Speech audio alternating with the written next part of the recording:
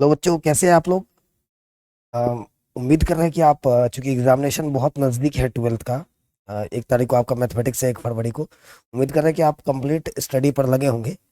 अभी हम लोग एक लेक्चर के यानी एक वीडियो के अंदर हम लोग वेक्टर अलजेब्रा को जानने का प्रयास करेंगे। यानी इस लेक्चर के माध्यम से आप वेक्टर को कम्प्लीटली जान सकते हैं। ये कंप्लीट टॉपिक को हम लोग कवर करने वाले हैं। तो थोड़ा सा चूंकि वेक्टर आपको मालूम है, ये चैप्टर खुद भी बोर्ड के लिए बहुत इंपॉर्टेंट है। साथ में वेक्टर अगर आप जानते हैं तो 3D के अलजेब्रा को आसानी से डील कर सकते हैं। मतलब 3D की पूरी भाषा वेक्टर पे डिपेंड करती है। तो फटाफट से हम लोग एक बार रिवाइज कर लेते हैं इस वीडियो के अंदर। सबसे पहले मैं बात करूं वेक्टर का, क्योंकि ये फिजिक्स का सेगमेंट है, आपको पता है। एक ऐसा क्वांटिटी, अगर आप मैं वेक्टर की बात कर लूं, अगर द फिजिकल क्वांटिटी इसका डेफिनेशन है, फटाफट से हम लोग एक बार रिवाइज कर लेते हैं। The physical quantity having magnitude and direction both, having magnitude and direction both। अगर किसी वेक्टर में मैग्नीट्यूड और डायरेक्शन दोनों हो उसको आप वेक्टर बोलोगे, अगर किसी फिजिकल क्वांटिटी में। तो सबसे पहले जब बात वेक्टर की होती है तो सबसे पहला टर्म आता है इसका रिप्रेजेंटेशन, कि आप वेक्टर को रिप्रेजेंट कैसे करोगे। Representation of vector. आप इस वीडियो में वेक्टर को कंप्लीटली समझ सकते हैं, बोर्ड लेवल के सारे प्रॉब्लम्स को आसानी से निपटा सकते हैं। साथ में ये जेई के लिए जब आप बात करें तो बेसिक्स आपका इस वीडियो के बाद कवर हो जाएगा। तो सबसे पहला बात होता है रिप्रेजेंटेशन ऑफ वेक्टर। याद रखो, किसी वेक्टर को हम लोग डायरेक्टेड लाइन सेगमेंट से रिप्रेजेंट करेंगे। आप इस तरीके से इसको जानेंगे, a vector is represented by a directed line segment, by a directed line segment. मतलब डायरेक्टेड लाइन सेगमेंट का मतलब, लाइन सेगमेंट आपको मालूम है जिसका लेंथ फिक्स होता है, लाइक इस तरह से। ये एक डायरेक्ट एक लाइन सेगमेंट है। आप इसको यू बोल सकते हो कि ए बी कोई लाइन सेगमेंट है, और आपने इसको डायरेक्ट कर दिया ए से बी की तरफ। आपने इसको डायरेक्ट कर दिया ए से बी की तरफ, मतलब डायरेक्शन इसमें दिखना चाहिए। एक लाइन सेगमेंट है, क्योंकि लाइन सेगमेंट इसलिए क्योंकि इसका लेंथ फिक्स होनी चाहिए। वेक्टर का लेंथ मैग्नीट्यूड होगा, आगे चर्चा करेंगे इन सब बातों का। तो ये डायरेक्टेड लाइन सेगमेंट है। और आपको याद रखनी है कि जहां से आपने इनिशिएट किया है, शुरुआत किया है, इसको हम लोग इनिशियल पॉइंट बोलते हैं। इनिशियल पॉइंट, या इसको टेल भी बोल सकते हैं, या बी आपका टर्मिनल पॉइंट है। बी आपका टर्मिनल पॉइंट है, इसको आप हेड भी बोल सकते हो। याद रखो, ये इनिशियल और टर्मिनल, इस तरीके से आप वेक्टर को रिप्रेजेंट करोगे। साथ में आप इसको लिख सकते हो, इस वेक्टर को लिखा जा सकता है इस तरीके से, वेक्टर ए बी। यानी इस फिगर को आप इस तरीके से राइट कर सकते हैं, ए टू बी। यहां से भी पता चला कि इनिशिएट कहां से हो रहा है, डायरेक्शन कहां तक है, ए टू बी जा रहा है ये। इस तरीके से आप रिप्रेजेंट करोगे। एक वेक्टर को रिप्रेजेंट करने का मेथड है डायरेक्टेड लाइन सेगमेंट। एक लाइन सेगमेंट होगा और उसमें डायरेक्शन लगा होगा, इनिशिएट कहां से हुआ, खत्म कहां पे हो रहा है, इनिशियल टर्मिनल। इसको आप इस तरीके से लिखने वाले हो। साथ में इसका और एक रिप्रेजेंटेशन है, जैसे नॉर्मली अगर कोई मैं वेक्टर ले लूं, मान लो कि ये वेक्टर ए बी है, ए से बी मैंने इसको डायरेक्ट किया है। तो आप इस वेक्टर को वेक्टर ए भी लिख सकते हैं, और साथ में किसी आर्बिट्री लेटर से भी रिप्रेजेंट कर सकते हैं। आर्बिट्री लेटर कहने का ये मतलब कि मान लो मैंने इस वेक्टर को लिख दिया वेक्टर ए, तो आप देखोगे कि कई सारे बुक्स में अंडरलाइन करके भी वेक्टर को रिप्रेजेंट की जाती है। मतलब या तो आपने किसी सिंगल आर्बिट्री लेटर पे आपने एरो लगा दिया तब भी ये वेक्टर हो जाएगा, या अंडरलाइन कर दिया तब भी वेक्टर हो जाएगा, या फिर इसको आप बोल्ड भी कर सकते हैं। इस लेटर को आप इस तरीके से बोल्ड कर दो, है ना। ये 3 रिप्रेजेंटेशन है। या तो इनिशियल टर्मिनल पॉइंट लेकर के भी आप लिख सकते हैं, या फिर किसी आर्बिट्री लेटर से भी रिप्रेजेंट कर सकते हैं। तो ये था वेक्टर का रिप्रेजेंटेशन। उसके बाद बात करते हैं हम लोग मैग्नीट्यूड का। Magnitude of vector. मैग्नीट्यूड का मतलब होता है, आप इसको लेंथ ऑफ वेक्टर भी बोल सकते हो। कई सारे बुक्स में इसको लेंथ ऑफ वेक्टर भी बोला जाता है, कई सारे बुक्स में इसको लेंथ ऑफ वेक्टर भी बोलते हैं, है ना। तो आप इस तरीके से जानो, इसको आप ये भी बोल सकते हो length of vector, length of vector या फिर मैग्नीट्यूड ऑफ वेक्टर। यानी इसका कहानी ये है ना, the distance between initial and terminal point, initial and terminal point, initial और टर्मिनल पॉइंट के बीच के डिस्टेंस को भी हम लोग वेक्टर का मैग्नीट्यूड या फिर लेंथ ऑफ वेक्टर बोलते हैं।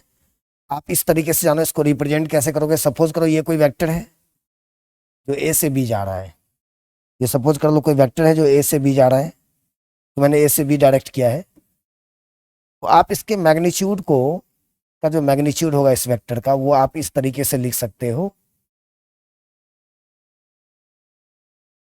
ये मॉडुलस का साइन डाल दोगे, इस वेक्टर का मैग्नीट्यूड ये हो जाएगा।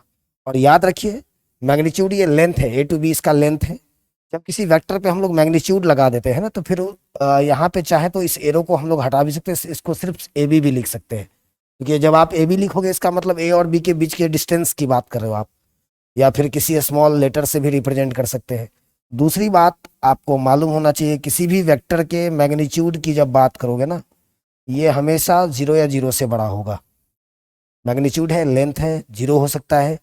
0 तब होगा जब इनिशियल और टर्मिनल पॉइंट एक ही जगह पे आ जाएगा। अगर इनिशियल और टर्मिनल के बीच में गैप है तो कुछ ना कुछ इसका मैग्नीट्यूड होगा, ये निगेटिव कभी नहीं हो सकता। तो ये कहानी है वेक्टर के मैग्नीट्यूड का। आप रिप्रेजेंट कैसे करोगे वेक्टर को, आप इसका मैग्नीट्यूड कैसे पता करोगे। तीसरा टर्म है सपोर्ट, सपोर्ट ऑफ वेक्टर। ये तीन चीजों को जानने के बाद हम लोग वेक्टर को जानना शुरू करेंगे। एक्चुअली एक लाइन सेगमेंट किसी न किसी लाइन का पार्ट होता है, एक लाइन सेगमेंट किसी न किसी लाइन का पार्ट होता है। मान लो ये एक लाइन है एल, है ना, ये लाइन एक एल है, और इस लाइन पर आपने दो वेक्टर को रिप्रेजेंट किया, आपने इस लाइन पे दो वेक्टर को रिप्रेजेंट किया। सपोज करो कि ए से बी तक एक वेक्टर ए है, डायरेक्शन इसका ए से बी की तरफ है, और मान लो कि इसी लाइन पे एक वेक्टर है और बी जो आपको डी से सी है, डी से सी है। तो आप ऐसा बोल सकते हो कि वेक्टर ए और बी का सपोर्ट एल है। मतलब जिस लाइन से हम उस लाइन सेगमेंट को कट किया है, वेक्टर को रिप्रेजेंट किया है, वो लाइन जो है ना उस वेक्टर का सपोर्ट कहलाएगा। यानी आप यू बोल सकते हैं यहाँ पर, here here L is the support, here L is support of vector A and B, support of vector A and B. ये कहानी है ना। याद रखो प्रत्येक वेक्टर किसी न किसी लाइन का पार्ट है, वो लाइन उस वेक्टर का सपोर्ट कहलाएगा, और वेक्टर ए और बी का सपोर्ट सेम है। तो ये सपोर्ट वर्ड हम लोग आगे यूज करने वाले हैं। जब इतनी सारी चीजों को आप जानेंगे तो आप वेक्टर का अलजेब्रा की तरफ मूव कर जाएंगे। यानी आप यहाँ से इसके क्लासिफिकेशन को देखेंगे। कुछ बेसिक टाइप पर हम लोग बात करने वाले हैं। तो टॉपिक है हमारा क्लासिफिकेशन ऑफ वेक्टर्स। टाइप, कुछ टाइप का हम लोग बात करने वाले हैं कि आप टाइप से रिलेटेड बहुत सारा क्वेश्चन आता भी है। तो सबसे पहला हमारा टाइप है बेटा जीरो वेक्टर, या इसको आप नल वेक्टर भी बोलते हो।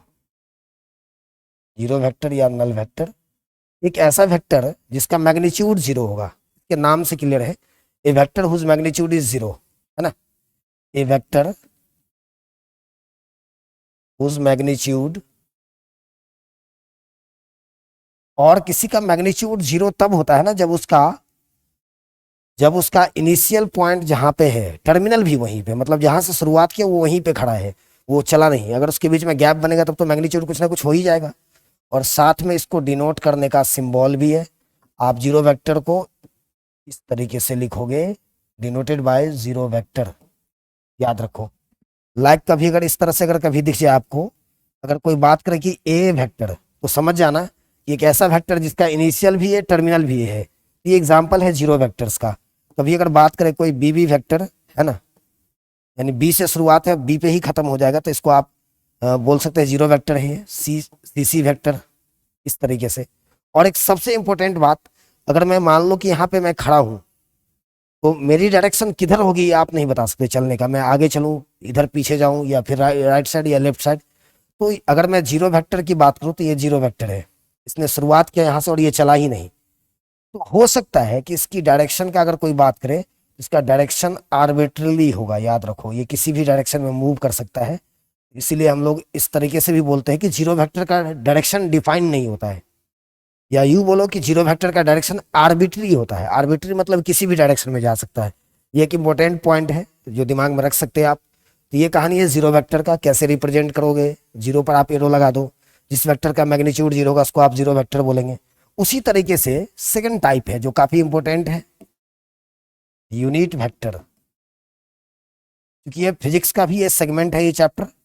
अब बात करेंगे यूनिट का। आपको पता है जब भी किसी फिजिकल क्वांटिटी के मेजरमेंट का बात करते हैं ना, जब उसके मापने का बात करते हैं तो सबसे पहला टर्म आता है यूनिट, क्योंकि आप उसको अपने उसके यूनिट के टर्म में मेजर करते हो।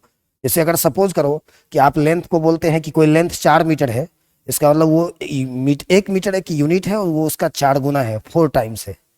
तो वेक्टर भी फिजिकल क्वांटिटी है, उसको भी मेजर करेंगे, मेजरमेंट होगा, मैग्नीट्यूड होगा। तो मैग्नीट्यूड होगा तो उसमें यूनिट बहुत स्पेशल टाइप है, इसको ध्यान में रखेंगे। आप इसको इस तरीके से डिफाइन करते हैं कि जिस वेक्टर का मैग्नीट्यूड 1 होगा, ए वेक्टर whose magnitude is 1, याद रखो। और सबसे स्पेशल इसको रिप्रेजेंट करने का एक लेटर भी है, it is denoted by cap on the head, cap on the head, like A cap, B cap, C cap, ये सारे यूनिट वेक्टर्स है ना। Cap on the head like, इस तरह से आप दिखाओगे, याद रखो। और इन सारे वेक्टर्स का मैग्नीट्यूड 1 होगा, चाहे किसी भी वेक्टर की आप बात कर लो, ए कैप की बात कर लो, क्योंकि इसको हम लोग डिफाइन ही मैग्नीट्यूड से किए हैं, बी कैप की बात कर लो, सी कैप की बात कर लो, इन सारे वेक्टर्स का मैग्नीट्यूड 1 होता है। अब अब यूनिट को थोड़ा कनेक्ट करते हैं और यहाँ पर एक रिजल्ट भी हम लोग देखने वाले हैं। एक्चुअली यूनिट वर्ड यहाँ पर इसलिए लगाया मैंने, अगर सपोज करो कि कोई वेक्टर है, एक थोड़ा सा एग्जाम्पल लेते हैं हम लोग और यहाँ से एक रिजल्ट भी हम लोग बनाएंगे। सपोज करो एक वेक्टर ए है जिसका मैग्नीट्यूड 5 है, ये कोई वेक्टर है और इसका मैग्नीट्यूड 5 है। इस वेक्टर का लेंथ 5 यूनिट है, इसका मतलब ये अपने यूनिट का 5 गुना है, अपने यूनिट का 5 गुना है। यानी आप यूँ बोल सकते हो कि इस लेंथ को 5 टुकड़ा में बांट दो। ये मान लो यहाँ से लेकर यहाँ तक ये पहला टुकड़ा है, ये सेकेंड, थर्ड, फोर्थ, फिफ्थ, 5 टुकड़ा में अगर बांट दो तो ये जो टुकड़ा का जो लेंथ होगा ना, ये इसका यूनिट है। यानी आप इसको ए कैप बोल सकते हैं। अगर किसी वेक्टर का मैग्नीट्यूड अगर 5 है, इसका मतलब ये अपने यूनिट के लेंथ का 5 टाइम्स है, 5 गुना है। अगर ये ए कैप है तो ऐसा ऐसा 5 टुकड़ा मिलेगा, तब जाके इस वेक्टर का फॉर्मेशन होगा, तब जाके ये वेक्टर बनेगा। तो आप इस 5 को आप ये भी लिख सकते हैं 5 इंटू ए कैप, यानी 5 इंटू ए कैप लिख सकते हैं कि अपने कैप का, अपने वेक्टर ए की अगर कोई बात करे तो यहाँ पे चलो इस टर्म को थोड़ा सा अलग से समझो, आप इसको आप अलग से समझो ना।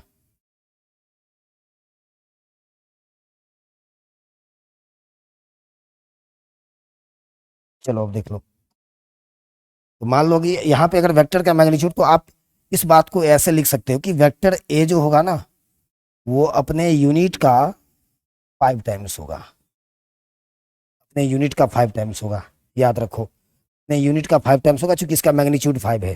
तो अगर मैं इस रिजल्ट को थोड़ा सा आगे बढ़ा लेता हूँ तो देख लो आप, तो आप इसको, मैंने यहाँ पर ये लिखा कि वेक्टर ए जो होगा वो अपने यूनिट का 5 टाइम्स होगा। अब ये 5 इस वेक्टर का मैग्नीट्यूड था इंटू ए कैप। तो यहाँ से अगर मैं ए कैप को निकालूं तो इसको नीचे शिफ्ट कर दूंगा, तो ए कैप का वैल्यू आ जाएगा ए by mod of A.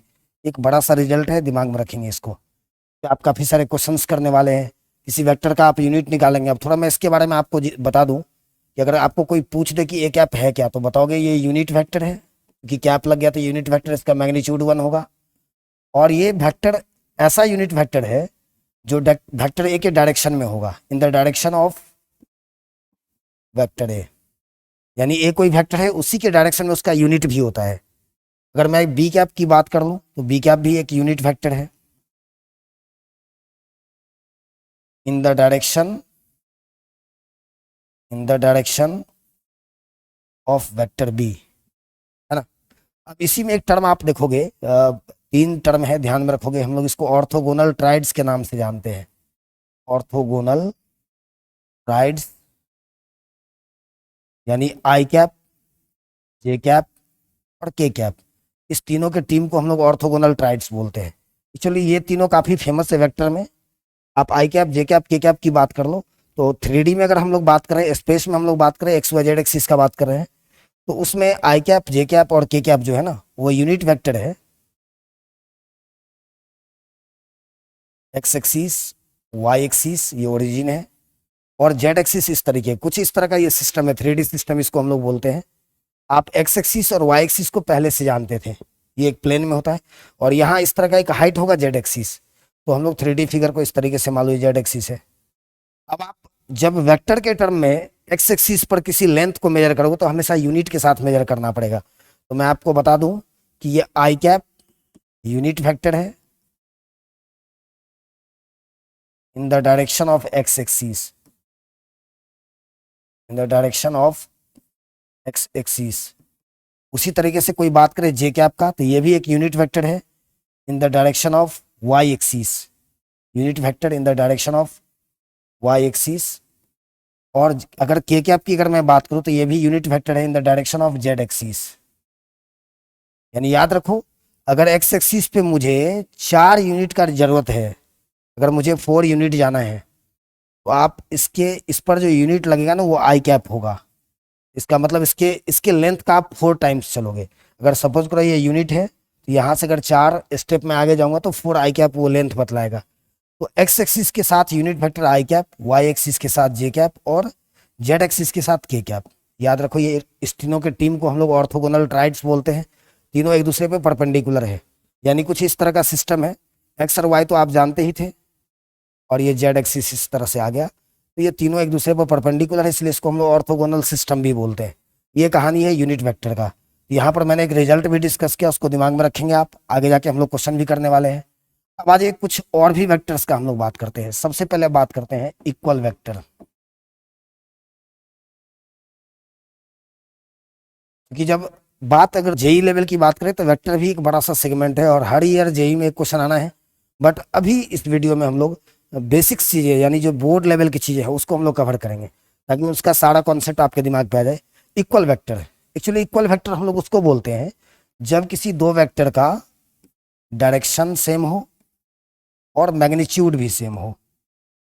Direction मतलब एक ही तरफ दोनों जा रहा है, और साथ में इस दोनों का लेंथ भी आपको सेम दिख रहा होगा। अगर मैं इसको ए बी मान लूँ, अगर मैं इसको सी डी मान लूँ, ये डायरेक्शन सेम और इसका लेंथ भी सेम है, तो समझ लो इसको हम लोग इस तरीके से डिफाइन करेंगे, two vectors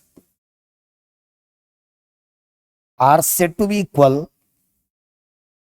said to be equal, दो वेक्टर को आप इक्वल तब बोलोगे if their magnitude and direction are same. अगर मैग्नीट्यूड और डायरेक्शन सेम है तो आप उस वेक्टर को इक्वल वेक्टर बोलोगे। ये कहानी है। यानी अगर मैं इसको वेक्टर ए ले लेता हूं या अगर बी ले लेता हूं, तो आप बोलोगे कि वेक्टर ए और बी आपस में इक्वल है, वेक्टर ए बी के इक्वल है ना। ये कहानी इक्वल वेक्टर का, जिस दो वेक्टर का मैग्नीट्यूड सेम होगा, डायरेक्शन सेम होगा, उसको इक्वल वेक्टर बोलेंगे। उसी तरीके से हमारा जो नेक्स्ट टाइप है, नेक्स्ट टाइप की अगर मैं बात करूं, negative of A vector, negative of a vector. किसी वेक्टर का निगेटिव कब होगा ये जान लो। जब किसी वेक्टर में दो वेक्टर को एक दूसरे का निगेटिव तब हम बोलेंगे जब दोनों वेक्टर का डायरेक्शन अपोजिट होगा बट मैग्नीट्यूड सेम होगा। जैसे लाइक इस तरह से देखो आप, मान लो ये वेक्टर ए है और इसी के लेंथ का एक वेक्टर बी है, मैग्नीट्यूड दोनों का सेम हो गया बट दोनों का डायरेक्शन अपोजिट है, तो आप ऐसा बोल सकते हैं कि वेक्टर ए बी का निगेटिव है, वेक्टर ए बी का निगेटिव है। याद रखोगे इस टर्म को। जब किसी दो वेक्टर का मैग्नीट्यूड सेम हो यानी लेंथ सेम हो और उसका डायरेक्शन अपोजिट हो, तो आप बोलेंगे कि वेक्टर ए और बी एक दूसरे का निगेटिव है।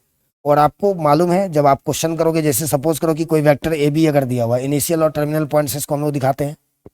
अगर ये वेक्टर ए बी है, अगर कभी आपको ऐसा जरूरत पड़े कि इस ए बी को अगर बी ए लिखना पड़े, आप लिख सकते हैं, कोई दिक्कत नहीं है।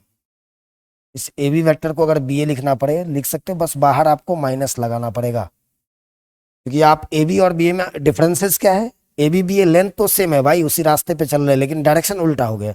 ये बात करता है ए टू बी, ये बात करता है बी टू ए, दोनों का डायरेक्शन अपोजिट है, यानी दोनों एक दूसरे का निगेटिव होगा, इसलिए माइनस लगाओगे। ये कहानी है निगेटिव वेक्टर का। उसी तरीके से जो हमारा नेक्स्ट टाइप है, इसको हम लोग बोलते हैं कॉलिनियर वेक्टर, और ये काफी इंपॉर्टेंट सेगमेंट है, इस पे काफी सारा क्वेश्चन है भी। कॉलिनियर वेक्टर्स या फिर इसको पैरेलल वेक्टर भी बोलते हैं। इसका कहानी क्या है देख लो। कॉलिनियर वेक्टर या पैरेलल वेक्टर किसको बोलेंगे, जब कभी दो वेक्टर का, दो या दो से ज्यादा वेक्टर का या तो सपोर्ट पैरेलल हो या फिर सपोर्ट सेम हो, उसको आप बोलेंगे, है ना, कॉलिनियर वेक्टर या पैरेलल वेक्टर। कहानी कुछ इस तरह से है। अगर सपोज करो कि एक लाइन आपका एल है, इस पे आपने दो वेक्टर को दिखाया, यानी दो वेक्टर इसी के ऊपर है, यानी इस दोनों वेक्टर का सपोर्ट सेम है। सपोज करो यहाँ से ये वेक्टर ए हो गया, ये वेक्टर बी हो गया। आप देख लो डायरेक्शन दोनों का सेम है, डायरेक्शन अपोजिट भी रहता तो कोई दिक्कत नहीं, इस दोनों वेक्टर का सपोर्ट सेम है, तो आप बोलेंगे वेक्टर ए बी के कॉलिनियर है। इसका पहले मैं डेफिनेशन देख लेता हूं। Two vectors are said to be collinear if their supports are same or parallel,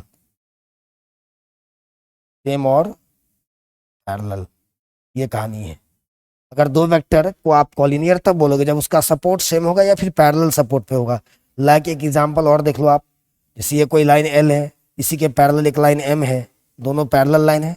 इस पे अगर वेक्टर ए ले लो आप, इस पे वेक्टर बी ले लो, लेंथ को उल्टा पुल्टा कर लो कोई दिक्कत नहीं, डायरेक्शन को उल्टा पुल्टा कर लो, लेंथ को भी दुगुना तिगुना कर लो कोई दिक्कत नहीं। लेंथ देखो, इसका लेंथ भी अलग अलग दिख रहा होगा, डायरेक्शन भी अपोजिट है, बट आप बोल सकते हैं कि इसमें भी वेक्टर ए और बी कॉलिनियर है, वेक्टर ए बी के कॉलिनियर है, क्योंकि इस दोनों का सपोर्ट पैरेलल है। Vector A and B are collinear vector, या फिर इसको पैरेलल वेक्टर भी बोल सकते हैं ना, ध्यान में रखेंगे इसको।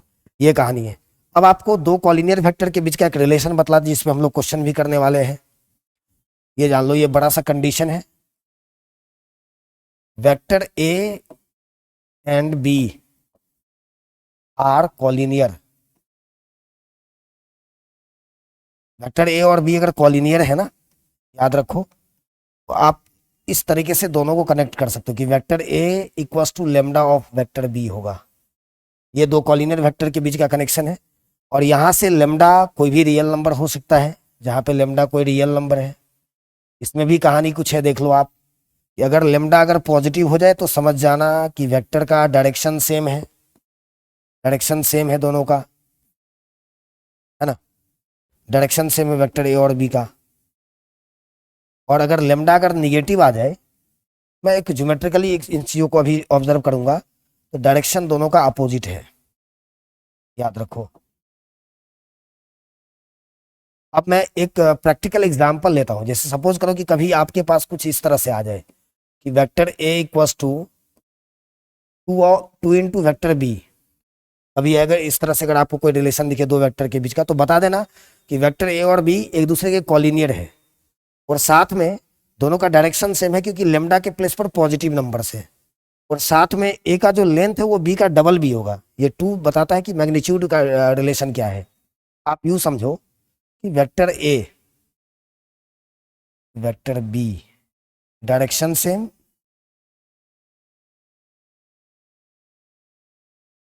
और साथ में बी के लेंथ का डबल दिख रहा होगा आपको। अगर ये 4 है सपोज करो, तो ये इसका लेंथ 8 होना चाहिए, इस तरह का। ये ज्योमेट्रिकल सिचुएशन है इस दोनों वेक्टर के बीच का। डायरेक्शन सेम, तो कॉलिनियर पैरेलल तो श्योर है ये, और साथ में ये 2 बतलाता है कि वेक्टर बी के मैग्नीट्यूड का डबल है वेक्टर ए का मैग्नीट्यूड। इस तरीके से आप कॉलिनियर वेक्टर को जान सकते हैं। ये भी एक आसान सा टाइप था। नेक्स्ट टाइप है हमारा, ये सब टाइप कुछ इस तरह का है जिससे आप थ्योरेटिकली थोड़ा कनेक्ट हो पाएंगे। को इनिशियल वेक्टर्स, यानी जब दो या दो से ज्यादा वेक्टर का इनिशियल पॉइंट सेम होगा ना, तो आपको इनिशियल वेक्टर बोलते हैं। बहुत आसानी से समझ सकते हैं इन बातों को। A B, A C, A D, तीन वेक्टर है, तो बताओ तीनों का इनिशियल पॉइंट यानी ए से शुरुआत हुआ है, इसको हम लोग को इनिशियल वेक्टर बोलेंगे। को इनिशियल बस थ्योरेटिकल पोर्शन है, समझ सकते हैं, यानी इनिशियल पॉइंट एक ही जगह से दोनों वेक्टर निकल रहा है। उसी तरीके से बात होती है को टर्मिनस। को टर्मिनस वेक्टर जब दो या दो से ज्यादा वेक्टर का टर्मिनल पॉइंट सेम होगा। यहां पे वेक्टर ये ए है, वेक्टर बी, वेक्टर सी, बताओ इसका इनिशियल पॉइंट यहाँ पे है, ये टर्मिनल है। इनिशियल यहाँ पे है, ये टर्मिनल है। इनिशियल यहाँ पे, ये टर्मिनल है, यानी तीनों का टर्मिनल पॉइंट सेम है। वैसे भी ये को वर्ड लग गया ना, सीओ, सीओ का मतलब यहाँ पर को का एक्चुअली हिंदी सह होता है, लेकिन हम लोग सेम की बात करेंगे, सेम इनिशियल पॉइंट, ये दिमाग में रखोगे। उसी तरीके से नेक्स्ट है कोप्लेनर वेक्टर। कोप्लेनर वेक्टर्स जब दो या दो से ज्यादा वेक्टर सेम प्लेन में लाई करता हो, लाइक ये कोई प्लेन है, इसके अंदर वेक्टर ए है, ये वेक्टर बी है और ये वेक्टर सी है। बताओ ये तीनों वेक्टर एक ही प्लेन में लेटा हुआ है। कोप्लेनर वेक्टर यानी दो या दो से ज्यादा वेक्टर अगर सेम प्लेन में होगा तो आप उसको कोप्लेनर वेक्टर बोलेंगे। ठीक उसी तरीके से एक दो छोटा सा और टाइप है जिसको हम लोग जान लें। नेक्स्ट जो हमारा टाइप होगा लाइक वेक्टर। लाइक वेक्टर जब दो वेक्टर का डायरेक्शन सेम होगा, डायरेक्शन सेम होगा, आप यू बोलो कि सेम डायरेक्शन जिस वेक्टर का हो गया तो आप लाइक वेक्टर बोलोगे। नेक्स्ट टर्म है अनलाइक वेक्टर। अनलाइक वेक्टर जब दो वेक्टर का डायरेक्शन अपोजिट हो गया, अपोजिट डायरेक्शन, अपोजिट डायरेक्शन। उसके बाद एक और टर्म है जो काफी इंपॉर्टेंट होने वाला, जो अलजेब्रा में हम लोग आएंगे, पोजीशन वेक्टर। पोजीशन वेक्टर यानी जब किसी वेक्टर का इनिशियल पॉइंट ओरिजिन हो, यानी ये 2D 3D में वेक्टर को जब हम लोग रिप्रेजेंट करेंगे, ये एक्स एक्सिस है, वाई एक्सिस है, जेड एक्सिस है, यहाँ पे ओरिजिन है। आप इस तरीके से ओ ए की बात कर लो, तो बताओ ये जो वेक्टर आपको दिख रहा होगा ना, इस वेक्टर का इनिशियल पॉइंट ओरिजिन है। जब किसी वेक्टर का इनिशियल पॉइंट ओरिजिन होगा, इनिशियल पॉइंट ओरिजिन होगा, तो आप बोल सकते हैं वेक्टर ओ ए जो है ना, ये पोजीशन वेक्टर है, position vector PV of point A, of point A, है ना, position vector of point A है। इस तरीके से आप समझ सकते हैं पॉइंट ए, ये दिमाग में रखोगे। ये कहानी है कुछ टाइप्स का। उसके बाद हम लोग थोड़ा सा अलजेब्रा में आते हैं। फटाफट से इन टाइप को आपको रिवीजन भी कर लेना है, दिमाग पर ले आना सारी चीजों को। नेक्स्ट जो टॉपिक है बेटा हमारा अलजेब्रा, यानी सबसे पहले अलजेब्रा में हम लोग सम ऑफ वेक्टर्स की बात करेंगे। सम ऑफ वेक्टर्स की बात करेंगे, ये दिमाग में रखेंगे आप। सम ऑफ वेक्टर्स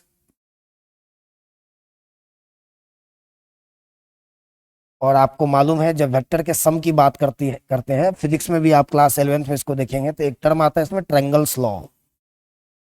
एक्चुअल में वेक्टर को आप देखोगे कि इसको ऐड करने के लिए ट्रायंगल्स का हेल्प लेते हैं हम लोग, यानी डिस्प्लेसमेंट वाला कहानी जो फिजिक्स में है ना, वो सेगमेंट हम लोग यूज करते हैं। ट्रायंगल्स लॉ ये बताता है कि सपोज करो किसी वेक्टर ने ए से कोई पार्टिकल मान लो ए से बी चला गया, यानी ए से शुरुआत किया, बी तक चला गया, बी से मान लो सी तक चला गया। अब इस दोनों वेक्टर का सम, अगर मैं इसको वेक्टर ए मान लूं तो वेक्टर बी मान लूं, इस दोनों का सम वेक्टर ए सी बतलाएगा। ये वेक्टर ए सी इस दोनों का सम बतलाएगा, यानी ए प्लस बी। इस दोनों का अगर सम चाहिए तो इसका लेंथ, इस वेक्टर को पता कर लो। यानी आप यूं समझो कि A B vector plus B C vector equals to A C vector, ये कहानी है। इसको हम लोग प्रैक्टिकली ऑब्जर्व करते हैं, हर बार फिगर नहीं बनाएंगे। आप यूं सोचो कि कोई पार्टिकल या कोई वेक्टर ए से शुरुआत हुआ, बी तक गया, अगला उसी पॉइंट से कनेक्ट हुआ बी से सी, ये लगातार होनी चाहिए, इसमें गैप नहीं बननी चाहिए, बी से सी। तो आप यू बोल सकते हैं इस दोनों का मैग्नीट्यूड, इस दोनों का रिजल्टेंट, इस दोनों का रिजल्टेंट, इस दोनों का सम एसी वेक्टर बतलाएगा, एसी वेक्टर। कई बार हम लोग फिगर को भी ऑब्जर्व कर लेते हैं। इसी में जब आप दो से ज्यादा वेक्टर्स की बात करते हैं ऐड करने का, तो पॉलीगन्स लॉ यूज करते हैं। पॉलीगन्स लॉ यानी जब दो से ज्यादा वेक्टर हो, सपोज करो एक वेक्टर ए से बी गया, दूसरा बी से सी चला गया, तीसरा सी से डी चला गया, चौथा डी से ई आ गया, इस एक दो तीन चार, इस चारों वेक्टर का सम जो है ना वो बतलाएगा वेक्टर ए ई। याद रखो, यानी इसको आप इस तरीके से पढ़ सकते हैं, A B vector plus B C vector plus C D vector plus D vector, इन सारे वेक्टर्स का सम ए ई वेक्टर बतलाएगा। इस तरीके से पॉलीगन्स लॉ में जब मोर देन टू वेक्टर्स को जब ऐड करना हो तो इस कहानी से हम लोग जा सकते हैं आगे। या फिर आप इसको दिमाग में इस तरीके से लेके आ जाओ, इस तरीके से ले आ जाओ कि कभी अगर फिगर ना हो ना तो हम लोग अलजेब्रिकली भी इस बात को सोच सकते हैं। सपोज करिए ओपी वेक्टर है प्लस पी क्यू वेक्टर है प्लस क्यू आर वेक्टर है, अगर इस तीनों का रिजल्टेंट की बात कोई कर लिया तो आप ओ आर वेक्टर लिख सकते हैं। आपको ये देखना कि ये तीन वेक्टर्स का जो सम की बात हो रही है ना, तो शुरुआत किस पॉइंट से हुआ, ओ से शुरुआत हुआ और आर पे जाके एंड हुआ है, तो आप लिख सकते हैं कि आपका इस तीनों वेक्टर का जो सम होगा ना वो ओ आर बतलाएगा। इस तरीके से वेक्टर के एडिशंस की बात होती है। अब हम लोग कुछ प्रॉपर्टी को जानेंगे, वेक्टर की प्रॉपर्टीज को जानेंगे। उससे पहले सबसे पहले मैं पोजीशन वेक्टर को थोड़ा समझाता हूं। देख लो, एक बड़ा सा पॉइंट है position vector of a point P X Y Z in the space, यानी पॉइंट पी है एक्स वाई जेड और उस पॉइंट का पोजीशन वेक्टर की बात हो रही है। अभी हम लोग ट्रायंगल्स लॉ को लगाने वाले हैं। चलिए अभी पहले इस 3D को समझिए। एक मैंने क्यूबॉइड ले लिया है ना, ये क्यूबॉइड का फिगर है।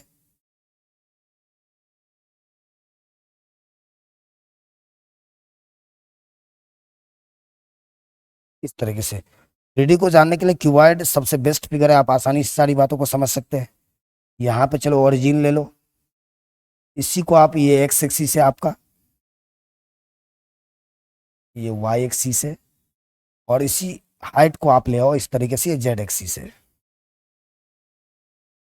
यानी इसको मैंने एक्सिस में कन्वर्ट कर दिया। सपोज कर लो यहाँ पे कोई पॉइंट है पी वाई जेड, आपको इसी पॉइंट का पोजीशन वेक्टर चाहिए, यानी इसी पॉइंट का पोजीशन वेक्टर चाहिए, यानी वेक्टर ओपी आपको पता करना है, पॉइंट पी का पोजीशन वेक्टर। तो हम लोग अभी इसमें अलजेब्रा यूज करने वाले, इसको ध्यान में रखेंगे आप। तो अगर ये पॉइंट एक्स वाई जेड है तो क्लियर सी बात है, एक्स एक्सिस पर जो कोऑर्डिनेट होगा ना इसका लेंथ, यानी आप इस फिगर का नाम डाल दो, इसको ए मान लो, ओ ए बी सी है ना, और ये पी ऑलरेडी है। तो बताओ यहाँ पे ओ सी जो होगा ना वो एक्स के इक्वल होगा, ये एक्स कोऑर्डिनेट, ये कोऑर्डिनेट इसका लेंथ बतलाएगा।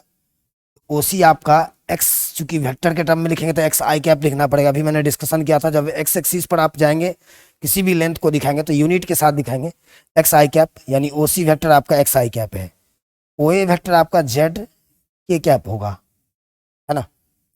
और बात रही इस बी सी इस पॉइंट का, तो ये वाई जे कैप होगा, वाई एक्सिस पर Y coordinate Y J cap.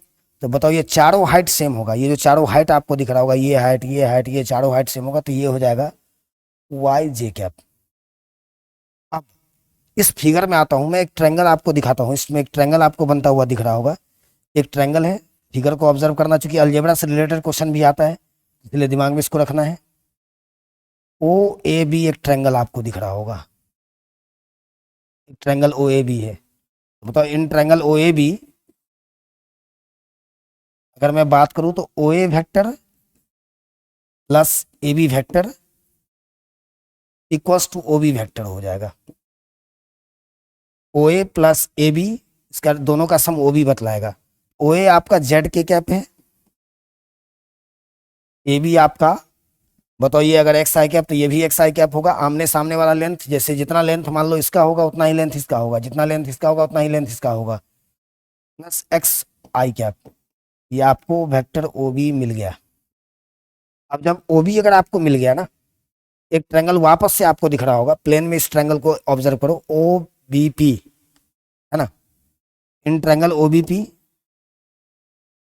ओबीपी, OB vector plus BP vector equals to OP vector, यानी ओबी प्लस बीपी का सम ओपी बतलाएगा। और इसी ओपी तक हम लोग को पहुंचना था, इसी ओपी को निकालना था, है ना, इसी ओपी को निकालना था। अब आपके पास सारा कुछ आ चुका है, ओबी हम लोग पहले से निकाल चुके हैं, जेड के कैप, जेड के कैप प्लस एक्स आई कैप, और बीपी, आपका बीपी वेक्टर जो है ना वो वाई जे कैप है, इक्वल्स टू ओपी वेक्टर। तो फाइनली एक पॉइंट का अगर कोई पॉइंट स्पेस में दिया हो तो उसके पोजीशन वेक्टर तक कैसे पहुंचेंगे, ये थ्योरी हमें हेल्प करेगा जानने के लिए। तो इसको आप आसानी से अच्छे से ऑब्जर्व करेंगे। अब आ जाओ यहाँ देख लो। फाइनली आपने ये देखा ना कि अगर पी पॉइंट हमारे पास एक्स वाई जेड है तो उसका पोजीशन वेक्टर निकालने का ये मेथड होगा, है ना। और उससे भी मतलब इस बात की अगर यहाँ से अब हम लोग मैग्नीट्यूड को भी कनेक्ट कर देंगे।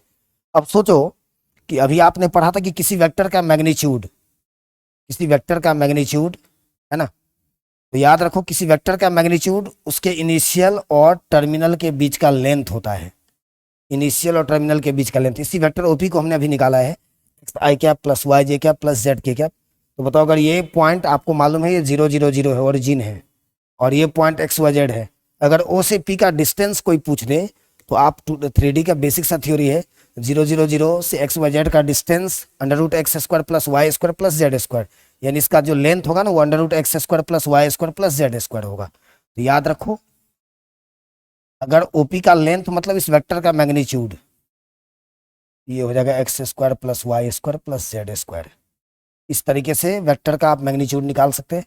दूसरी बात मैं आपको बता दूं, ये जो फॉर्म है ना ये कंपोनेंट फॉर्म कहलाता है किसी वेक्टर का, याद रखो। अब मैं कुछ एग्जांपल आपको दिखाता हूँ। सपोज करो कि ए कोई पॉइंट है स्पेस में 2 3 4, अगर आप इस वेक्टर इस पॉइंट का अगर पोजीशन वेक्टर निकालना चाहते हैं 2i cap plus 3j cap plus 4k cap ले सकते हो, है ना। अब अगर इस वेक्टर का अगर मैग्नीट्यूड चाहिए तो अभी वाला थ्योरी फॉलो कर लो, अंडर रूट 2 का स्क्वायर प्लस 3 का स्क्वायर प्लस 4 का स्क्वायर। इस तरीके से आप कैलकुलेट करोगे, है ना, तो ये रूट अंडर 29 हो जाएगा। इस तरीके से आप जा सकते हैं।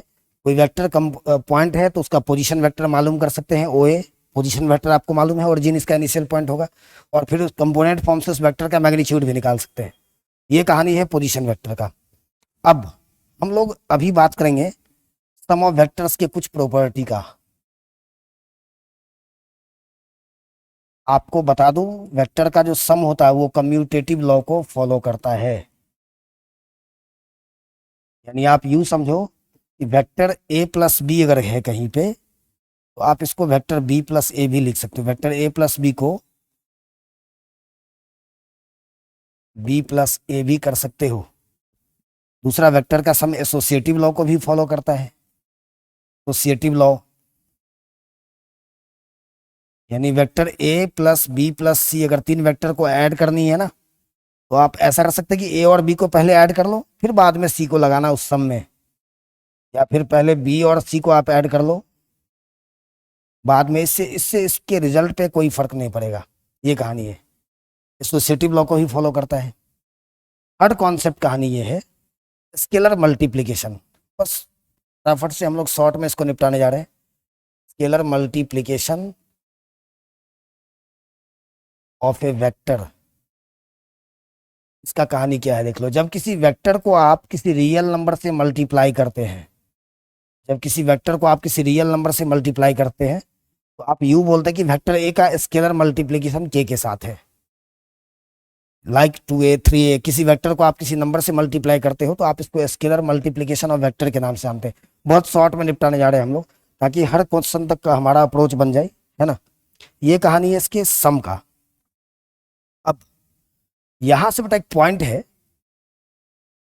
यहाँ से एक टॉपिक है उसको भी जान लो, फिर हम लोग कुछ प्रॉब्लम्स को भी देखने वाले हैं इस टॉपिक के अंदर। Vector of A line segment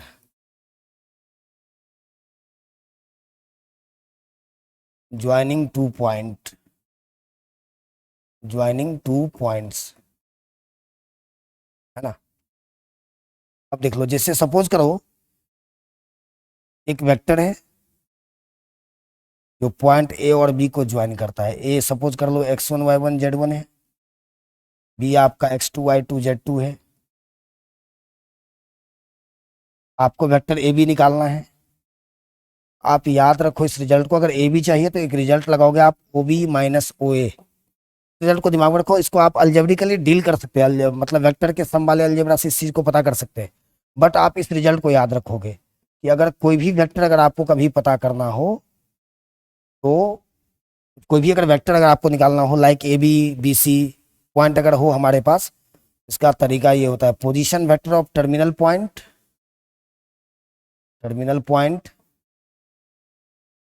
minus position vector of initial point. ये कहानी है, position vector of terminal point minus position vector of initial point. बताओ, बी यहाँ पर टर्मिनल पॉइंट है, बी यहाँ पर टर्मिनल पॉइंट है, ये बी टर्मिनल पॉइंट है, ए इनिशियल पॉइंट है। याद रखो, टर्मिनल पॉइंट का position vector minus initial point का पोजीशन वेक्टर, यानी ओ बी माइनस ओ ए। और अभी आपने जस्ट देखा है कि पोजीशन वेक्टर कैसे निकलेगा, x2 i cap plus y2 j cap plus z2 k cap minus ये ओ बी हो गया। उसके बाद बात करो ओ ए का, तो ओ ए आपके पास पॉइंट ए दिया हुआ है यहाँ पे, x1 i cap plus y1 j cap plus z1 k cap. ये कहानी है किसी वेक्टर को पता करने का। इस तरीके से जब कोई दो पॉइंट को कोई लाइन सेगमेंट ज्वाइन करेगा तो वेक्टर को पता कर सकते हैं हम लोग। आप चाहे तो इसको अलजेब्रिकली भी मालूम कर सकते हैं, कोई दिक्कत नहीं है। अब यहाँ से कुछ एक प्रॉब्लम हम लोग फटाफट से देख लेते हैं, जितना थ्योरी हम लोग देखे हैं। क्वेश्चन अगर आपको ये दे दिया,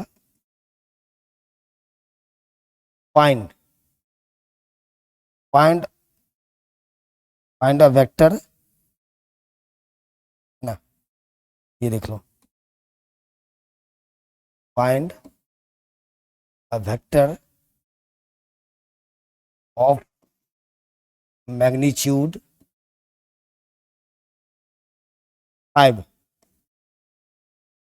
in the direction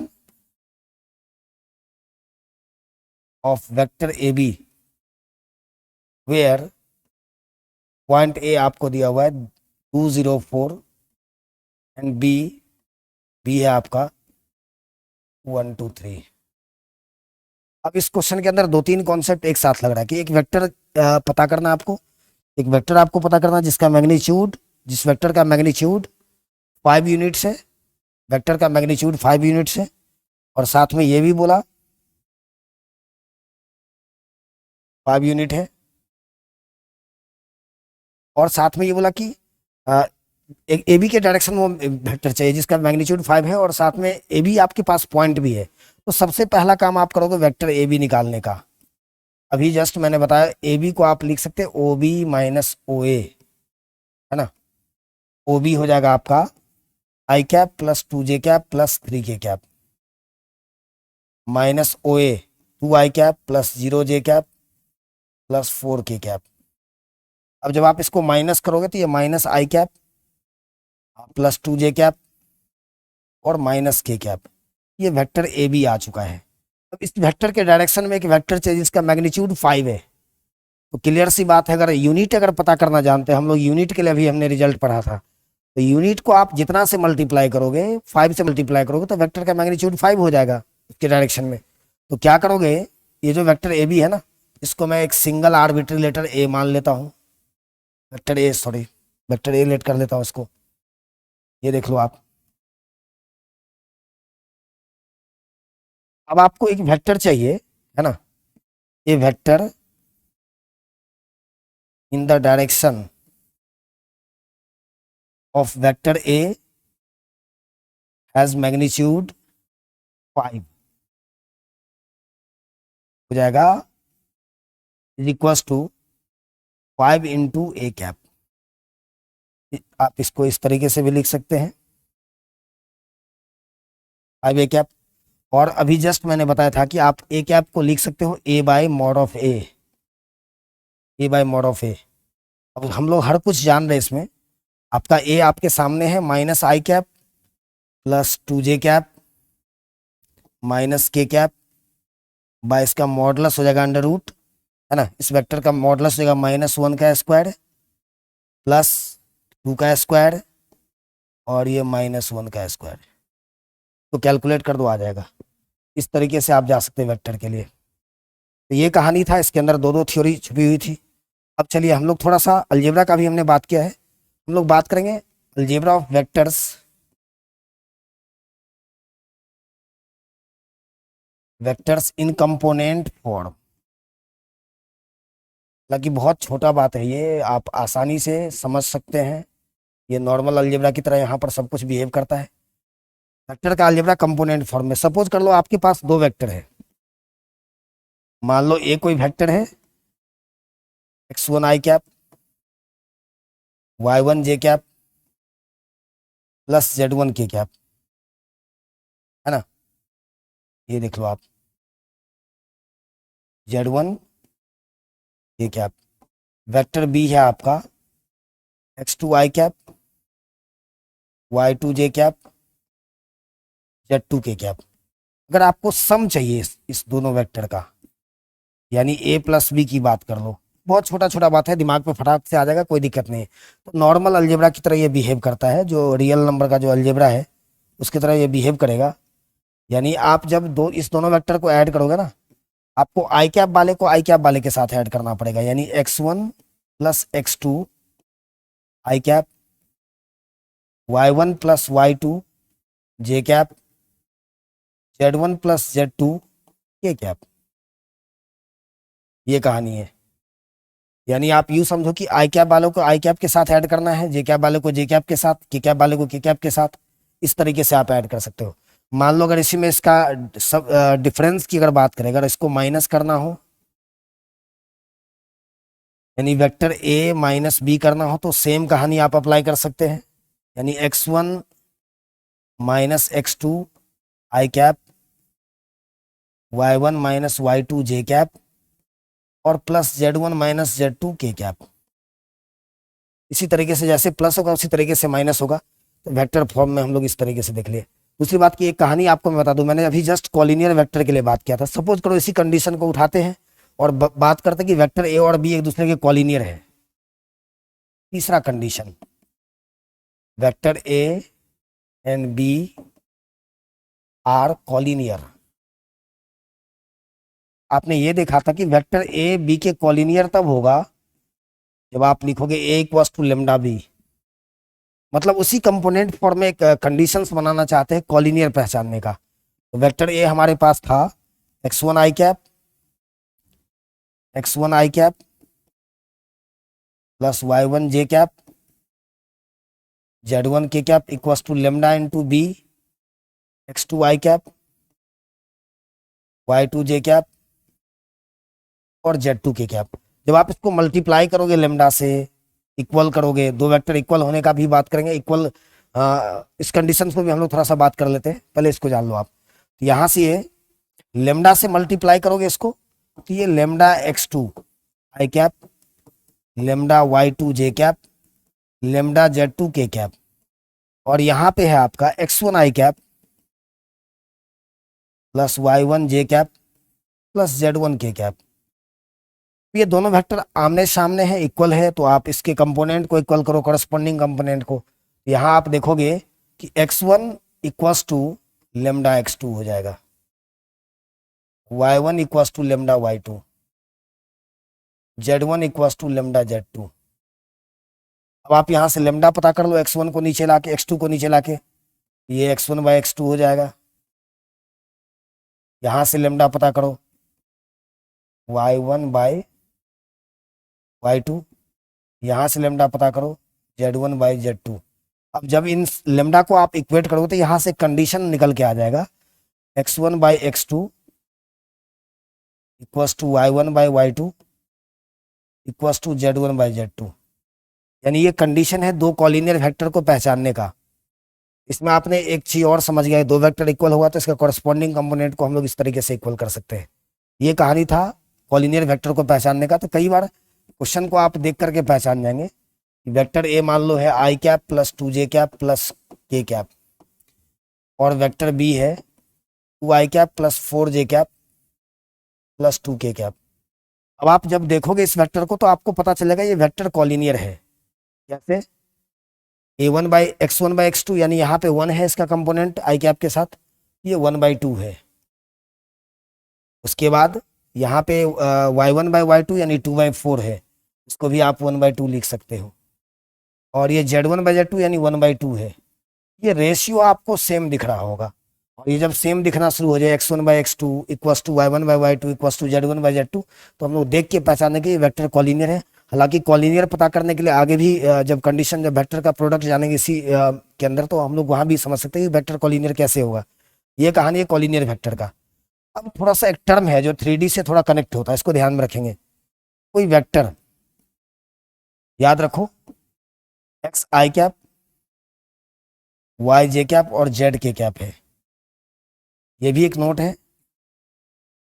याद रखिए इसमें ए एक्स वाई जेड की अगर मैं बात करूं तो यहाँ पे एक्स वाई जेड इस वेक्टर का डायरेक्शन रेशियो कहलाता है। इसको हम लोग बोलते हैं direction ratio of vector A. X Y Z direction ratio vector का। और एक टर्म जो कि 3D का यूज हुआ है डायरेक्शन कोसाइन। डायरेक्शन कोसाइन ये 3D के लेक्चर में आप इसको देखोगे, बट यहाँ थोड़ा सा भी जान सकते हैं, कोई दिक्कत नहीं है। ये डायरेक्शन रेशियो है, या यू आप बोलो कि इसको हम लोग ABC से नॉर्मली रिप्रेजेंट करते हैं। अगर डायरेक्शन कोसाइन निकालना हो तो हम लोग इसको LMN से रिप्रेजेंट करेंगे। प्रीवियस लेक्चर में कुछ क्वेश्चन पर डिस्कशन भी हुआ है।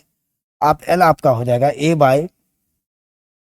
सॉरी यहाँ पे x है ना। डायरेक्शन कोसाइन की बात करें इस वेक्टर का, यानी x/√x² plus y² plus z², y/m equals to √x² plus y² plus z², और ये n हो जाएगा z/√x² plus y² plus z²। आपको मैं एक चीज और बता दूं, ये जब कभी किसी वेक्टर का डायरेक्शन क्वेश्चन अगर पूछेगा ना तो आप उसके यूनिट तक चले जाओ, एक क्वेश्चन के थ्रू आते हैं और इन दोनों चीज को हम लोग क्लियर कर लेते हैं। जैसे अगर सपोज कर लो कि एक वेक्टर है आपके पास i cap plus 2j cap plus 3k cap, और क्वेश्चन दिया find direction cosine of vector A, है ना। अगर वेक्टर ए का डायरेक्शन क्वेश्चन अगर पूछ दे तो आप इस वेक्टर का यूनिट पता कर लो। ए कैप को a/mod a लिख सकते हैं आप, यानी i cap plus 2j cap plus 3k cap by इसका मॉडलस। अभी ये सब सारा कहानी हम लोग देखे हैं, 1 का स्क्वायर प्लस 2 का स्क्वायर प्लस 3 का स्क्वायर, ये i cap plus 2j cap plus 3k cap by ये हो जाएगा 9 4 13 14, है ना। अब आप इसको इस तरीके से लिख सकते हैं 1/√14 आई कैप, 2/√14 जे कैप, 3/√14 के कैप, और यही इस वेक्टर का डायरेक्शन कोसाइन है। यानी आप इसको यू लिख सकते हैं कि डायरेक्शन कोसाइन ऑफ वेक्टर ए हो जाएगा 1/√14, 2/√14, 3/√14। ये LMN है ना, इसी को LMN बोलते हैं आप। ये कहानी है। एक सेगमेंट और है इसके अंदर, है ना, सेक्शन फॉर्मूला, क्योंकि ये चीज आपको सेक्शन फॉर्मूला ये ज्योमेट्रिकली आपने 10th में कोऑर्डिनेट ज्योमेट्री में पढ़ा होगा, विभाजन सूत्र आप इसको बोलते हैं। यानी यूं समझो, इसको हम लोग फटाफट से शॉर्ट में निपटा लेते हैं कि मान लो ए कोई वेक्टर है, पॉइंट ए है जिसका पोजीशन वेक्टर ए है, पॉइंट ए है जिसका पोजीशन वेक्टर ए है, पॉइंट बी है जिसका पोजीशन वेक्टर बी है ना, और आर कोई पॉइंट है जिसका पोजीशन वेक्टर हमने आर लेट कर लिया। ये आर इस लाइन सेगमेंट के ज्वाइनिंग को इंटरनली, पहला मैं बात करूं इंटरनल डिवीजन, इसको एम और एन के रेशियो में डिवाइड कर रहा है। यानी ये रेशियो, ये वैल्यू एम है और ये एन है, एम और एन के रेशियो में इंटरनली डिवाइड कर रहा है। इस आर वेक्टर को निकालने के लिए फॉर्मूला ये होगा M into B vector plus N into A vector by M plus N. ये दिमाग में रखोगे। यानी जब आप रेशियो इधर का लेंगे तो वेक्टर आपको अपोजिट साइड का लेना पड़ेगा, M B plus N A by M plus N. इस तरीके से आप जा सकते हैं इस रिजल्ट के लिए, है ना, इस तरीके से आप जा सकते हैं। चलो अब देख लो नेक्स्ट, इसी में बेटा एक्सटर्नल डिवीजन का बात होता है। एक्सटर्नल जब डिवाइड करेगा तब क्या होगा, है ना। तो सेकेंड पॉइंट है एक्सटर्नली। थोड़ा सा इसका ज्योमेट्रिकल सिचुएशन देख लो आप। यहाँ पे ए है, ये बी है, इसका पोजीशन वेक्टर बी है, इसका पोजीशन वेक्टर ए है। आर कोई पॉइंट है जो एक्सटर्नली इसको डिवाइड कर रहा है, आर कोई पॉइंट है जो इसको एक्सटर्नली डिवाइड कर रहा है एम और एन के रेशियो में। यानी आर से ए तक का लेंथ एम है तो आर से बी तक का लेंथ एन है, यू समझो। एक्सटर्नल डिवीजन मतलब इसी लाइन के एक्सटेंडेड पार्ट पे आर है। इस वेक्टर आर को निकालने के लिए आप रिजल्ट लगाओगे M B minus N A by M minus N. और तीसरा सेगमेंट है मिड पॉइंट का, इसी में इंटरनल डिवीजन इंटरनल डिवीजन बहुत शॉर्ट में इन चीज़ों को निपटा रहे हैं। आप जब इसको डिटेल्स में पढ़ोगे तो आप अलजेब्रा सब कुछ जान भी सकते हो। मिड पॉइंट, सपोज कर लो ये कोई पॉइंट है, इसका पोजीशन वेक्टर ए है ना, पोजीशन वेक्टर ए है। बी एक पॉइंट है, इसका पोजीशन वेक्टर बी है। और आर है, इसका पोजीशन वेक्टर आर है। ये आर यहाँ पे मिड पॉइंट है। मिड पॉइंट मतलब ये लेंथ और ये लेंथ सेम है। आप यूँ समझो दोनों लेंथ आपस में सेम होगा, ये लेंथ सेम है, मिड पॉइंट। तो इस आर वेक्टर इक्वल टू हो जाएगा ए प्लस बी वेक्टर बाई 2। इस तरीके से मिड पॉइंट के लिए आ सकते हैं। अब आप अलजेब्रा के बेसिक चीज़ों को जान चुके थे, इसमें हम लोग अब थोड़ा सा प्रोडक्ट की तरफ चलते हैं। आपको मालूम है वेक्टर के प्रोडक्ट को हम लोग दो तरीके से, हालांकि जब आप जेई लेवल में आते तो बहुत सारी चीज़ें हैं, ट्रिपल प्रोडक्ट भी है, वेक्टर में भी, स्केलर में भी, बट दो चीज़ें हम लोग को जानना है। तो प्रोडक्ट ऑफ वेक्टर्स में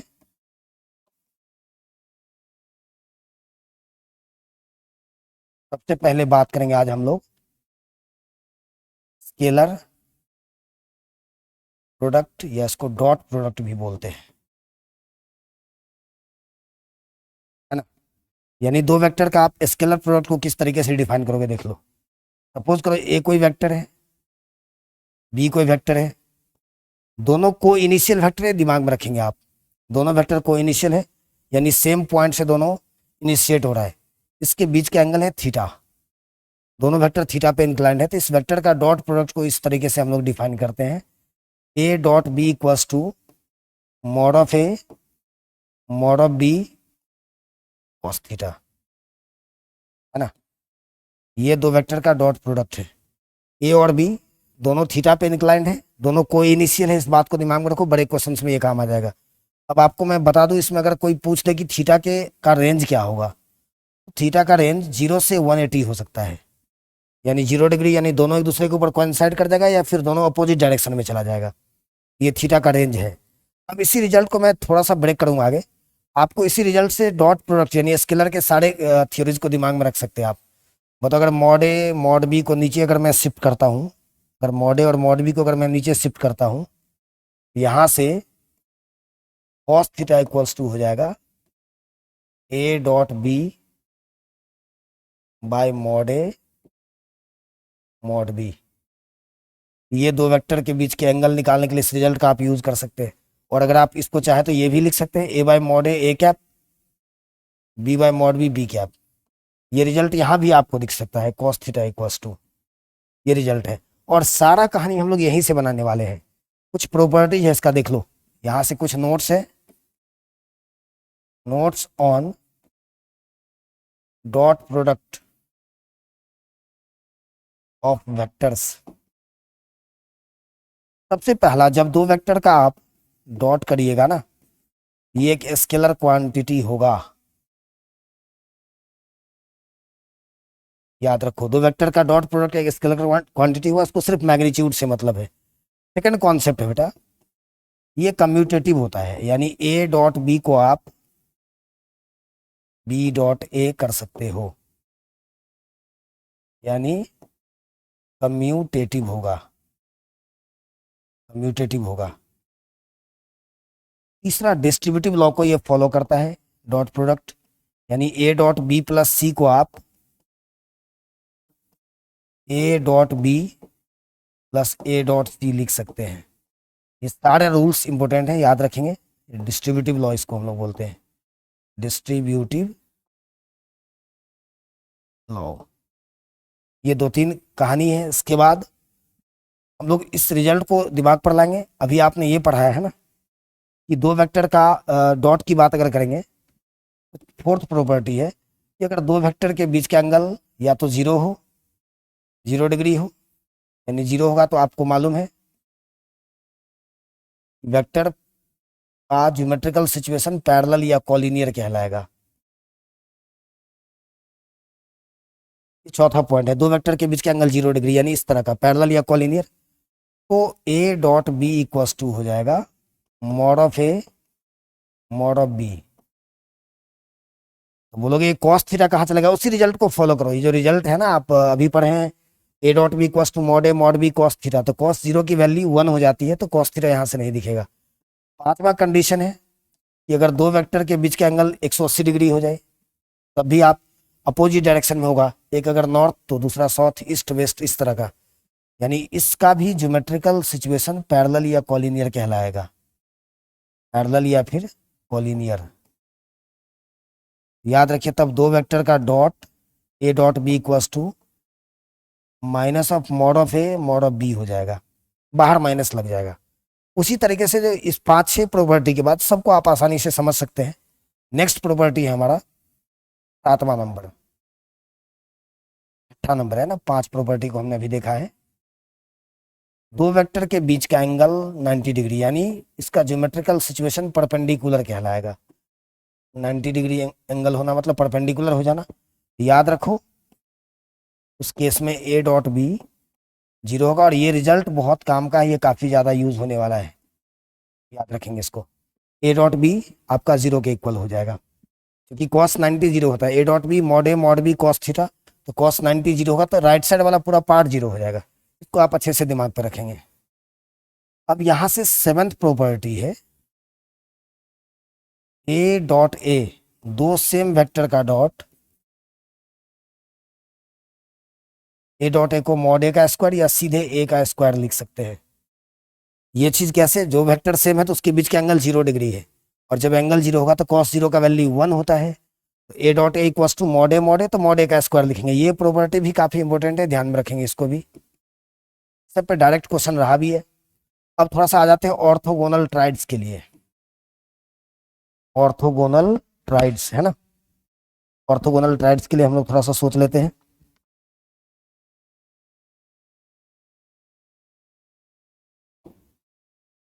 यानी आई डॉट आई 1 हो जाएगा, जे कैप डॉट जे कैप ये भी 1 हो जाएगा, के कैप डॉट के कैप ये भी 1 हो जाएगा। इस रिजल्ट को आप यहां से समझ सकते हैं। दो सेम वेक्टर, दो सेम वेक्टर का डॉट उसके मॉडुलस का स्क्वायर होता है। आई कैप का मॉडुलस 1, तो 1 का स्क्वायर 1 रहेगा। बाकी आई के साथ जे का डॉट करेंगे 0, जे के साथ के का डॉट करेंगे 0, क्योंकि ये परपेंडिकुलर है और दो परपेंडिकुलर वेक्टर का डॉट 0 होता है। और आई के साथ के का या के साथ आई का डॉट करेंगे तो ये 0। ये ऑर्थोगोनल ट्राइड से रिलेटेड कहानी है। ये 4-5 रिजल्ट है जिसको आप आसानी से दिमाग में रख सकते हैं और बहुत आसानी से क्वेश्चन कर सकते हैं। अब कंपोनेंट फॉर्म में डॉट प्रोडक्ट होता कैसे है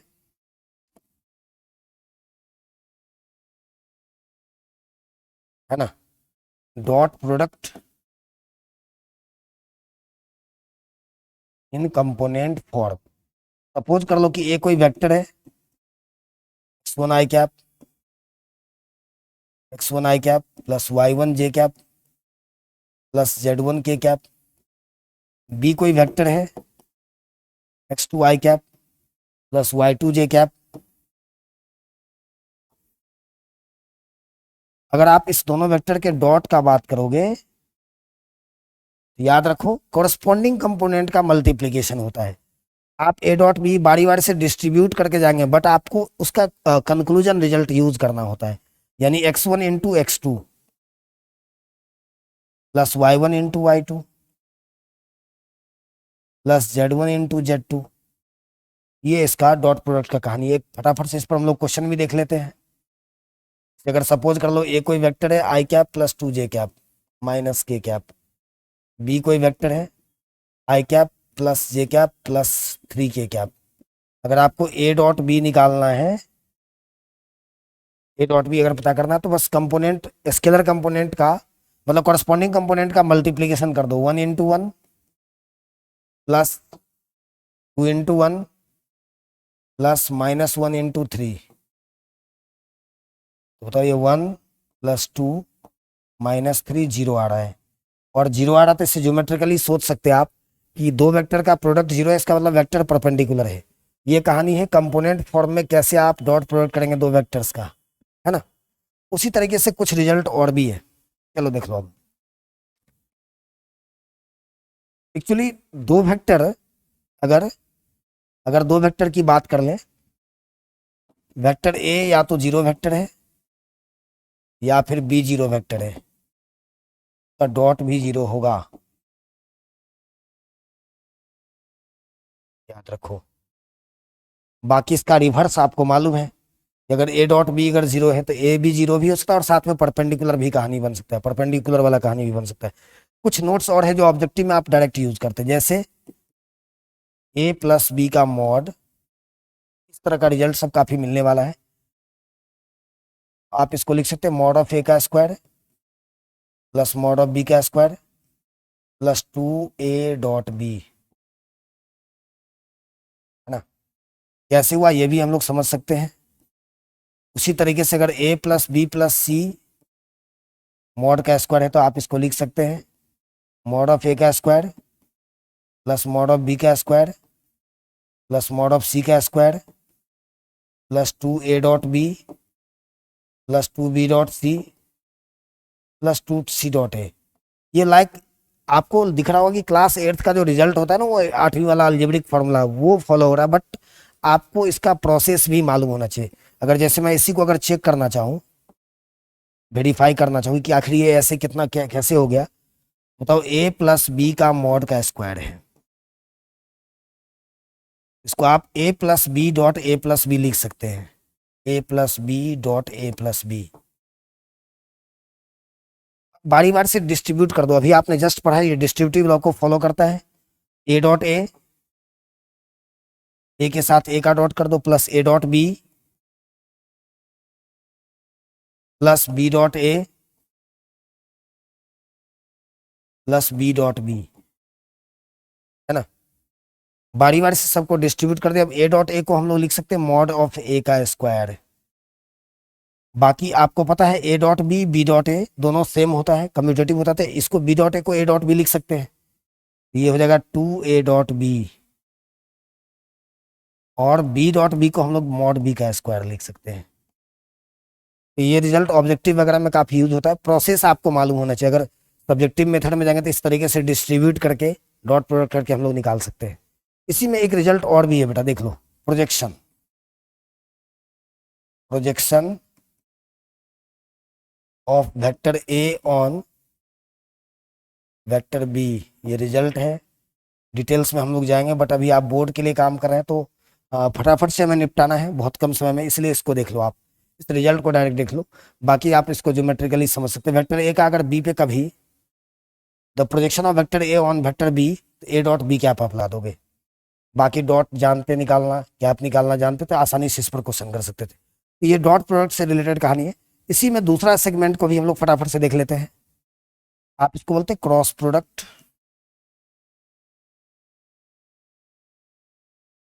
या स्केल वेक्टर प्रोडक्ट।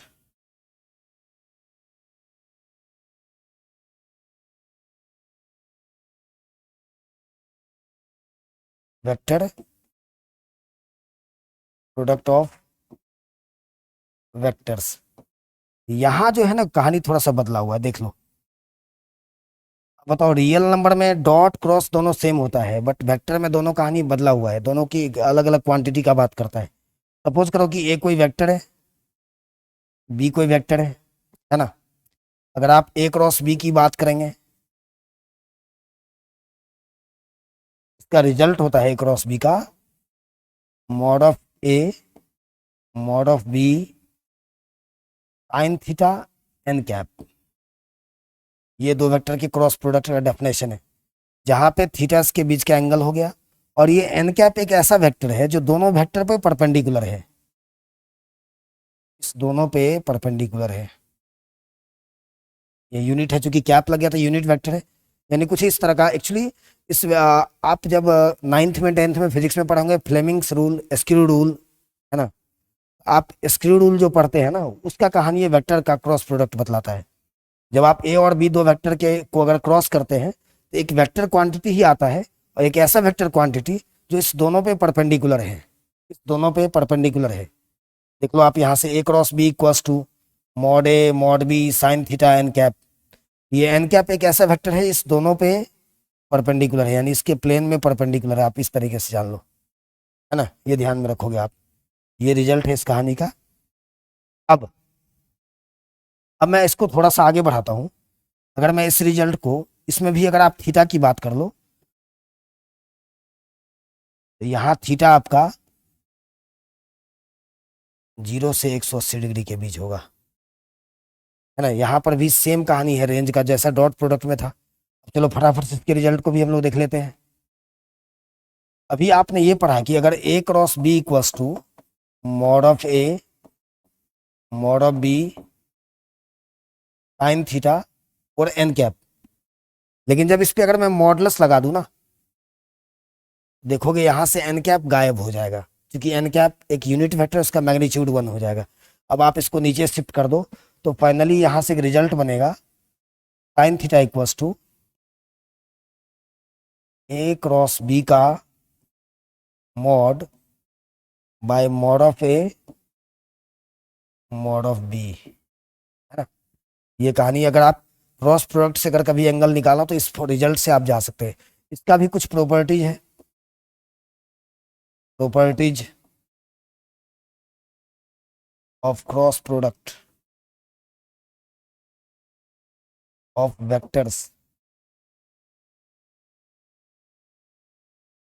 है ना। कहानी क्या है देख लो। सबसे पहला, दो वेक्टर का जब आप क्रॉस करेंगे ना, ये एक वेक्टर क्वांटिटी की बात करता है। दूसरा, अगर आप ए क्रॉस बी को कभी बी क्रॉस ए लिखना चाहो तो लिख सकते हो, कोई दिक्कत नहीं है, बाहर माइनस लगा देना है। यानी ए क्रॉस बी क्रॉस ए एक दूसरे का निगेटिव होता है। तीसरा, दो सेम वेक्टर का जब क्रॉस करेंगे तो जीरो वेक्टर होगा। दो सेम वेक्टर का क्रॉस जीरो वेक्टर होगा, याद रखोगे, बहुत इंपॉर्टेंट सा ये भी पॉइंट है ना। यानी डॉट में सेम था, A dot B dot A same था, वहां कम्यूटेटिव था, यहाँ पे कम्यूटेटिव नहीं है। फोर्थ रूल है, इसको डिस्ट्रीब्यूटिव लॉ को ये फॉलो करता है, डिस्ट्रीब्यूटिव। यानी अगर कभी ऐसे हो A cross B plus C, आप इसको लिख सकते हैं A cross B plus vector A cross C, है ना। ये डिस्ट्रीब्यूटिव लॉ को फॉलो करता है, डिस्ट्रीब्यूटिव लॉ, ये फोर्थ रूल है। क्या बात करी अगर इसके एंगल का, अगर मैं बात करूं पांचवा, बताओ अगर दो वेक्टर के बीच का एंगल या तो जीरो हो या फिर 180 डिग्री हो, यानी पाई हो, तो दोनों केस में वैल्यू सेम ही होता है, इसलिए पैरेलल या कॉलिनियर होगा इसका ज्योमेट्रिकल सिचुएशन। याद रखिए, अगर दो वेक्टर के बीच का एंगल या तो जीरो या 180 होगा ना, A cross B equals to हो जाएगा, ए क्रॉस बी का मॉड इक्वल्स टू हो जाएगा mod of A mod of B, है ना। सॉरी, एंगल बेटा जीरो है ना। अगर दो वेक्टर के बीच का एंगल 0 डिग्री या 180 डिग्री है, पैरेलल या कॉलिनियर, ये सिचुएशन है। याद रखो, उस दोनों वेक्टर का क्रॉस जीरो वेक्टर होगा, कि साइन जीरो भी जीरो होता है और साइन 180 भी जीरो होता है। 180 और जीरो दोनों पर साइन जीरो हो जाएगा तो ए क्रॉस भी जीरो हो जाएगा, वेक्टर ए क्रॉस भी जीरो वेक्टर होगा।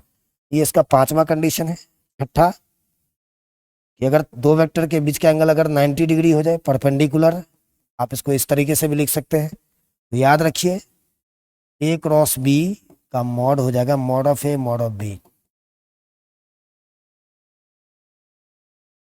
है ना। ये कहानी है। या थोड़ा सा ऑर्थोगोनल ट्राइड्स में आ जाते हैं। ऑर्थोगोनल ट्राइड्स, ऑर्थोगोनल ट्राइड्स याद रखो। इस साइकिल को याद रखनी है, आई कैप जे कैप के कैप, है ना। एक एक तो सबसे पहले दो सेम वेक्टर है का क्रॉस जीरो होगा, यानी i cap cross I cap, J cap cross J cap, ये भी जीरो वेक्टर, और के कैप क्रॉस के कैप भी जीरो वेक्टर, याद रखो। दो सेम वेक्टर है। बाकी आई जे के साथ देख लो ये कनेक्शन क्या है। आई cap cross J cap equals to K cap, ये साइकिल दिमाग में रखिए। J cap cross K cap equals to I cap, K cap cross I cap equals to J cap, ये साइक्लिक टर्म। अगर इसी का डायरेक्शन उल्टा कर दो तो निगेटिव लगा देना है। मान लो जैसे अगर इसी में अगर जे कैप क्रॉस आई कैप अगर हो जाए तो माइनस के कैप कर दोगे, डायरेक्शन उल्टा। अब वैसे भी अभी हमने पढ़ा कि ए क्रॉस बी क्रॉस एक दूसरे का निगेटिव होता है, तो यहाँ प्लस है तो यहाँ माइनस लग जाएगा। ये कहानी है क्रॉस प्रोडक्ट में। चलो एक चीज देख लो आप, कंपोनेंट फॉर्म में कैसे आओगे, है ना। Cross cross product of vector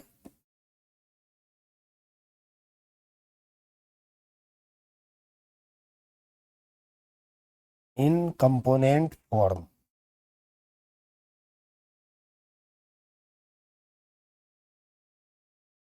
यानी आप यूं समझो कि अगर कोई वेक्टर ए है, x1 i cap, y1 J cap,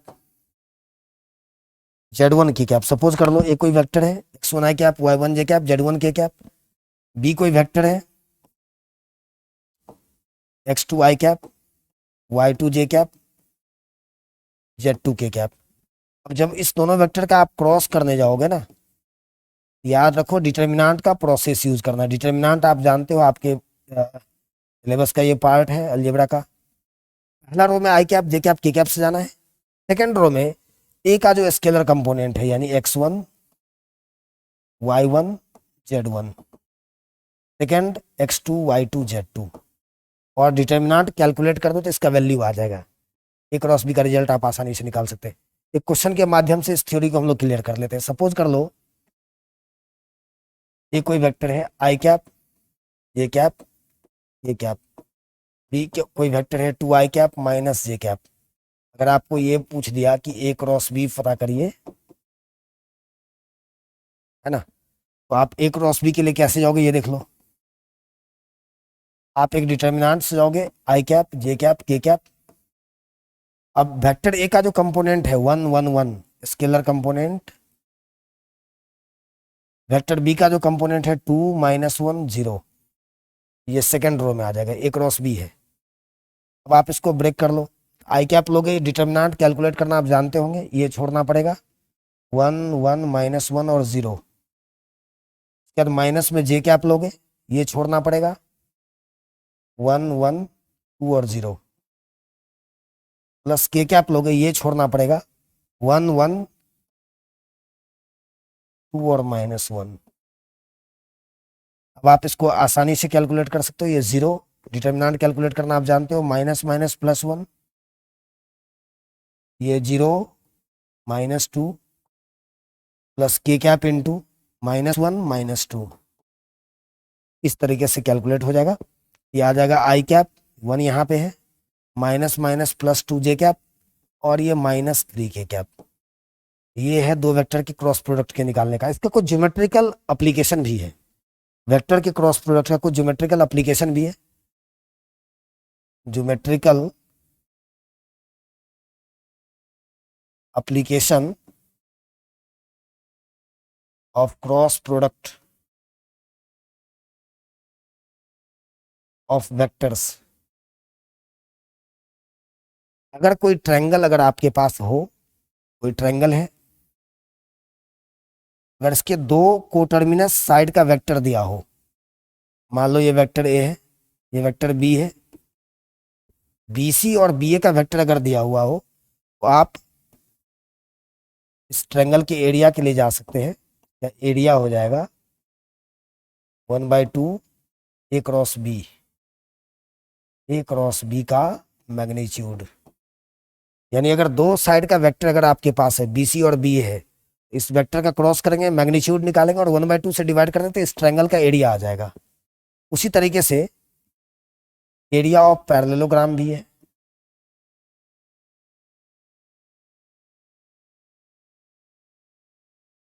suppose करो कि अगर एबीसीडी कोई पैरेललोग्राम है, अगर इसके दो साइड का वेक्टर अगर दिया हो ए और बी, दो अगल बगल यानी एडजेसेंट साइड का वेक्टर है, ए बी और ए डी आपका वेक्टर ए बी है, इसका एरिया हो जाएगा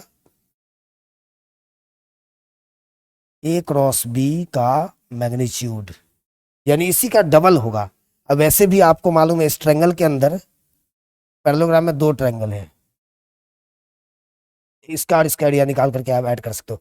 इस तरीके से वेक्टर एप्लीकेशन का सारा कहानी हम लोग क्लियर कर सकते हैं। इस वीडियो को आप देखेंगे तो वेक्टर का सारा थ्योरी इसके अंदर कवर किया गया है। आप सारे प्रॉब्लम्स को आसानी से निपटा सकते हैं। एक बार इसको आप ऑब्जर्व करो और फिर जाकर के सारे क्वेश्चंस को देखो। Thank you so much.